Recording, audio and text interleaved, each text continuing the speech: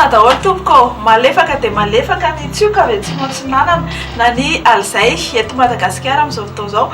Vokatray dia ho maina ny andro atao anatin'ny 3 andro avy eo amin'ny rapitso somaraina dia ny faritany Toamasina ihany no hisitraka orana malefaka fa saika ifandimby avokoa ny rahona sy masoandro any amin'ny faritra sisa ary mafimafy ny fitsokan-drivotra ny aty amin'ny tendrony avaratra any avaratra andrefana atsimo andrefana ary ny faritra Analamanga ho amin'ny rapitso tolakandro arak'izao hitantsika amin'ny sary zao dia saika ifandimby eo ny maroka sy ny balika eto Madagasikara fa tsy ny faritra Ankala sy Analanjorofiny no anorana.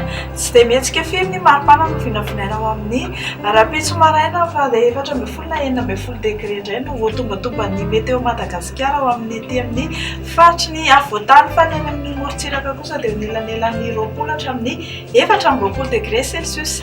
Isy fiakarany ny maripana no vinavinaina ao amin'ny rapitso tolakandro. Ny ety amin'ny antotany dia 24 na 25 degré.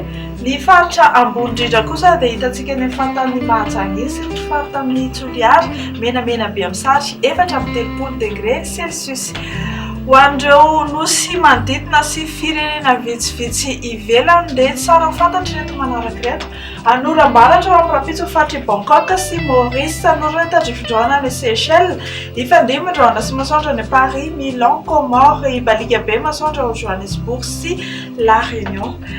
Dia toy izay sy toy izay ny vaovao mahakasika ny mety toetry ny andro azonao rosanao amin'ity alina ity manome fotoana anareo amin'ny rapitso. Veloma tompoko.